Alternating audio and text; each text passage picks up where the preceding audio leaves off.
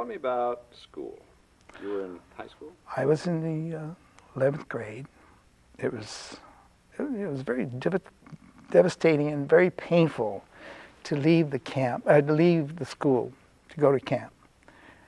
Because there you were a Japanese extraction, so therefore, and General DeWitt, the nitwit, said a Jap is always a Jap. So what chance did we have?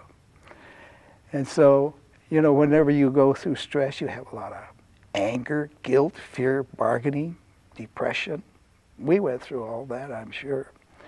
But it was hard leaving the school because these were kids that I grew up, say, from the 3rd grade on, kids I've known through up to the 10th grade, and I sure hated to leave the school. Plus, I just got into the service club, and that was something I was looking forward to at school. Had to leave that. And then we go to camp, and of course, we went to camp in April, but they had no schools for us. The schools didn't start until September.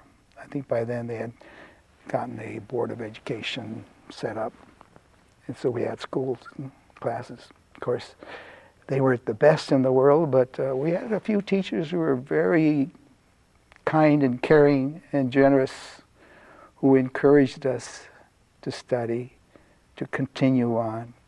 Because I remember several of my high school classmates used to say, "Oh, lose fight, this is so depressing, lose fight." But this teacher said, "No, you got to continue, you got to study." And she was a very nice teacher. I wish I would have kept up with her. Her name was Janet Olincy Goldberg, a nice lady, We have a picture of her. You do? From then, yeah. She was a very nice lady. She encouraged us. She was our senior advisor, I think, at the time. Were there any difficulties in terms of books or equipment for school? Have everything they needed to? Well, I'm sure we had texts. I remember having textbooks. Whether we lugged them home or not, I don't remember. And as far as our science classes were, my chemistry teacher was probably a junior or senior at UCLA, majoring in chemistry.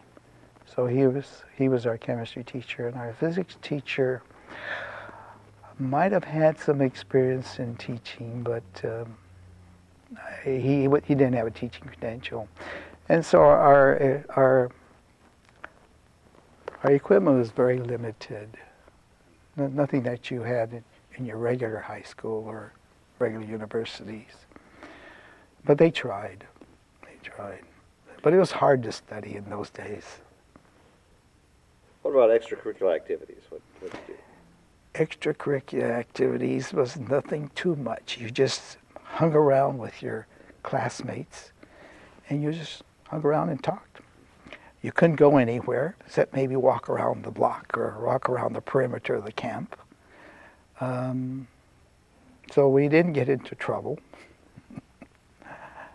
In the evening, they had the radios, the radios would play. During the day, there's so much static you couldn't play a radio, but in the evenings you could play a radio. So I used to stay home and listen to, they used to have the weekly hit parade.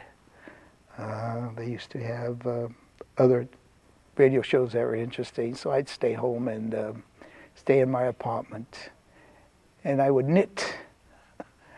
I learned to knit from my mother, so I knit several sweaters back then.